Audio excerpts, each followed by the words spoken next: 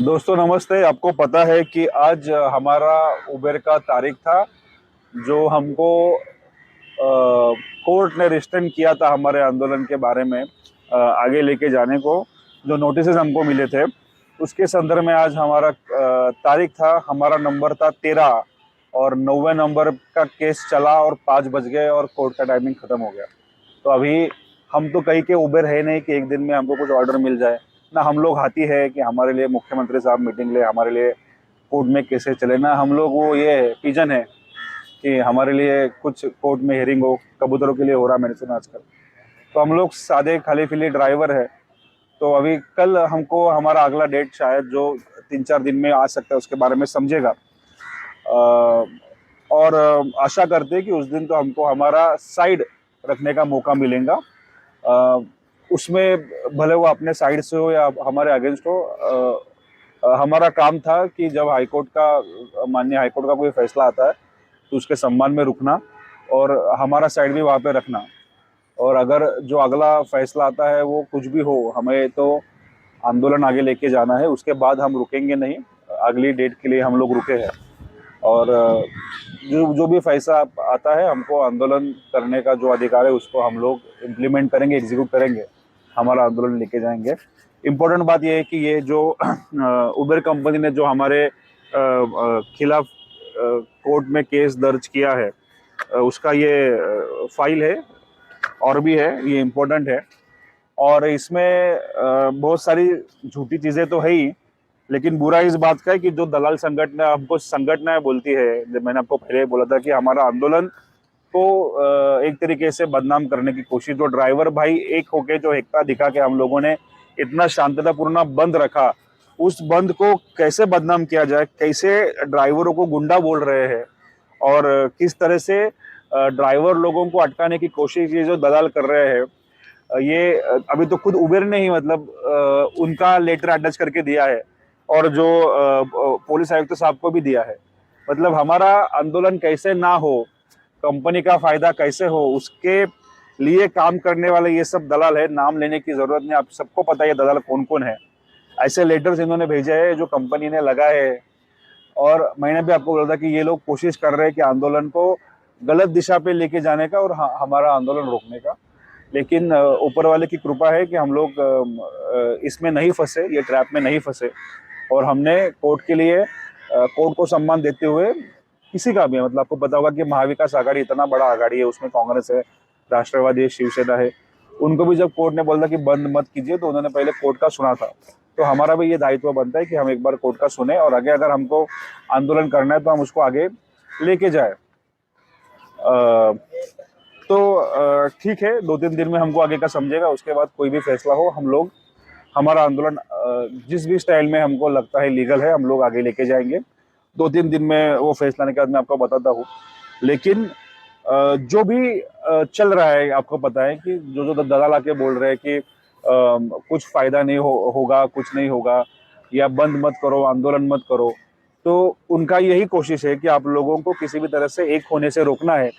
कुछ भी अफवाह फैलानी है कि जैसे कि आप लोग बहुत कमा रहे थे पहले, आपका बैंक बैलेंस था कोट्याधि रुपए, करोड़ों में था, और अभी आपको एकदम लॉस हो रहा है। अभी कॉमन सेंस है, बीच में काफ़ी ड्राइवर्स लोगों ने बंद रखा था, सब ने चालू किया है, तो सब अभी ये इसमें है, भागदौड़ में है कि हमारा इंश्योरेंस का पैसा निकले, गाड़ी का हफ्ता निकले, ईएमआई निकले, घर का ईएमआई होगा तो वो निकले। तो हर कोई जो 8 घंटे काम करता है वो 10 घंटे काम कर रहा है, जो 10 घंटे करता है वो 12 घंटे कर रहा है, क्योंकि जो बीच में गैप गया था वो भरने की कोशिश हो रही है। इसलिए गाड़ियां ज़्यादा, फिलहाल कोई भी आंदोलन के बाद गाड़ियां कुछ हफ्ते तक ज़्यादा काम करते हैं। हर ड्राइवर भाई, आपने भी वही सोचा होगा कि आपको भी हफ्ता होगा, हफ्ता पेंडिंग होगा, तो आप लोग थोड़ा एक्स्ट्रा काम कर रहे होंगे, तो उस टाइम पे रेट्स थोड़े लिमिटेड होते हैं, सबको पता है।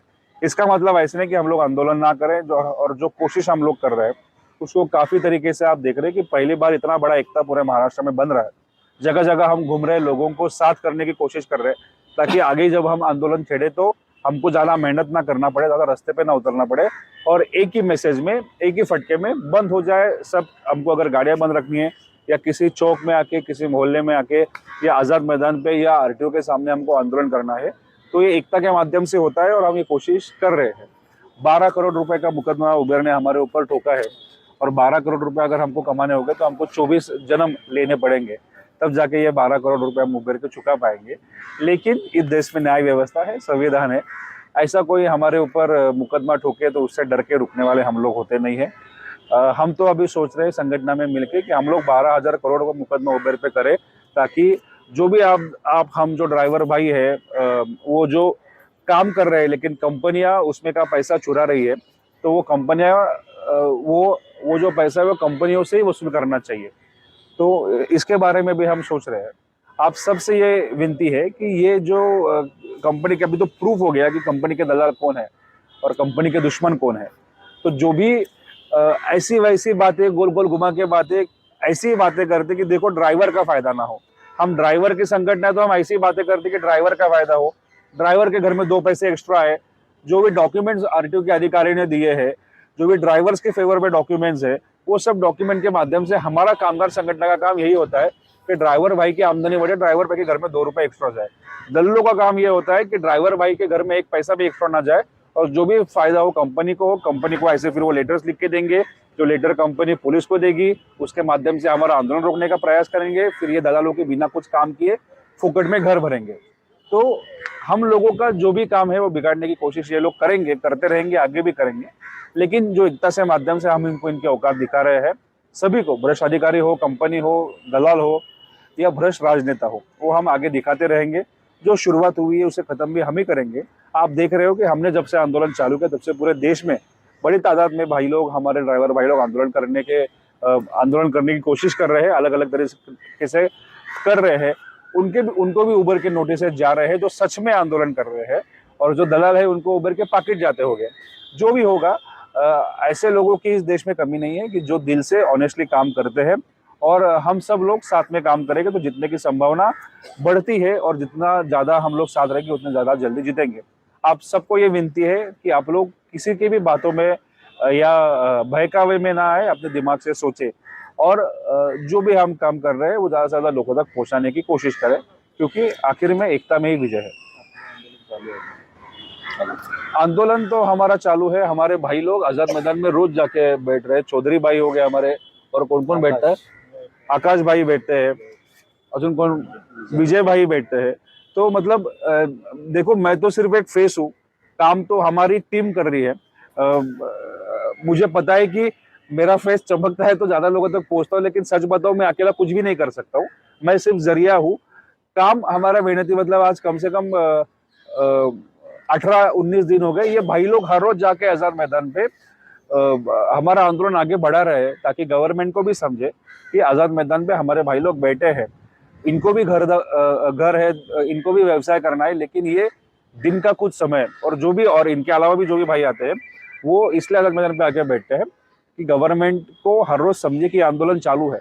तो जब हमको फिर से रास्ते पे जमना होगा या हमको बंद रखना होगा, मैं आपको बताऊंगा, जल्दी वो हम कॉल लेंगे। लेकिन हमारी ये जिम्मेदारी बनती है कि जो भी न्यायालय का निर्णय आता है उसको एक बार हमको सुनना चाहिए, वहां पे हमारा पक्ष रखना चाहिए, और उसके बाद हम तो संवैधानिक तौर से आंदोलन करने के लिए हमको कभी भी आजादी है। तो आगे क्या होता है मैं आपको बोलता हूँ। बड़ी तादाद में आप लोग एकता आपके माध्यम से बन रही है, वो बनाते रहिए। हम जीतेंगे जरूर, लेकिन कायदे में रह के, संविधान में रह के हम लोग आगे बढ़ते रहेंगे। धन्यवाद। जय हिंद, जय महाराष्ट्र।